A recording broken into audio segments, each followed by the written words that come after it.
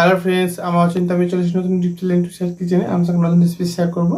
সেটা হচ্ছে মাছের ঝোল বানিয়ে দেখাবো। সেটা বানাতে কী কী প্রকার লাগে আসুন দেখাই।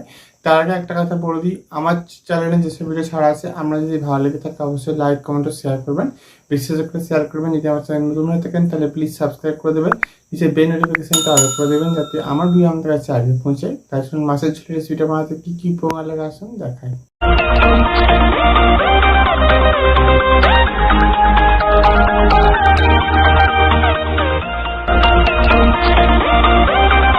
চলুন তাহলে আমি মাছের পাতলা ঝোল বানিয়ে দেখাবো। মানে ঝোলও নয়, তবে এটা হালকা মানে মাখো মাখো পাতলা করে বানিয়ে দেখাবো। তো সেটা বানাতে কী কী উপকরণ লাগে আসুন দেখাই। তারা একটা কথা বলে দিই, ভিডিওটা প্রথম থেকে শেষ অবধি দেখার অনুরোধ রইলো। তার জন্য রেসিপিটা শুরু করি। এখানে আমি দেখুন 3 পিস মতো মাছ নিয়ে নিয়েছি। তার জন্য রেসিপিটা শুরু করি।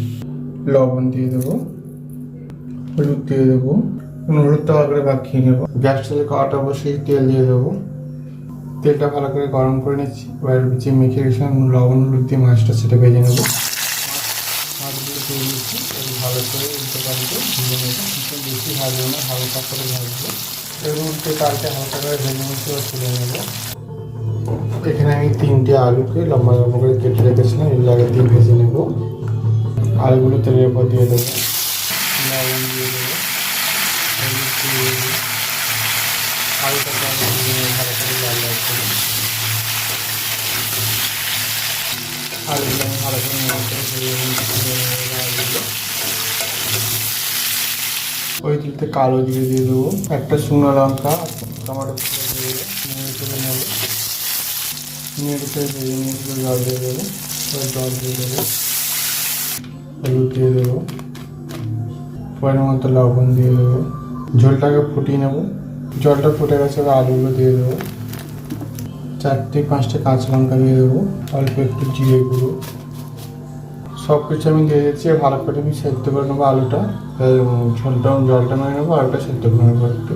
আলুটা আমি দিয়েছিলাম, একটু ফুটিয়ে নিয়েছি। এবার দিয়ে মাছগুলো দিয়ে দেবো। মাছগুলো তো দিয়ে দিচ্ছি আমি। এবার ভালো করে ফুটিয়ে আর একটু জলটা মেরে নেবো এবং আলুটা সেদ্ধ করে নেবো। দেখুন আমার হালকা আলু দিয়ে মাছের ঝোলের রেসিপিটা হয়ে গেছে পাতলা করে। তো এটা আমি নামিয়ে নেব।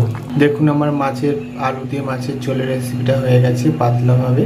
তো সেটা বানাতে কি এই রেসিপিটা যদি আমাদের ভালো লেগে থাকে অবশ্যই লাইক কমেন্ট ও শেয়ার করবেন, বিশেষ করে শেয়ার করবেন। আর প্লিজ সাবস্ক্রাইব করে আমাদের পাশে থাকবেন। চলতে দেখাচ্ছে নেক্সট ভিডিওতে। এইরকম নিত্য নতুন ভিডিও পাওয়ার জন্য আমাদের চ্যানেলটাকে অবশ্যই সাবস্ক্রাইব করে আমাদের পাশে থাকবেন। চলতে দেখাচ্ছে নেক্সট ভিডিওতে। আর আপনার এইভাবে একবার গরমের দিনে পাতলা করে ঝোল বানিয়ে দেখবেন মাছ দিয়ে, এটা আশা করি ভালো লাগবে। এটাই আমার মতো করে বানিয়েছি, আপনারা অবশ্যই একবার ট্রাই করে দেখবেন। তার জন্য দেখা হচ্ছে নেক্সট ভিডিওতে।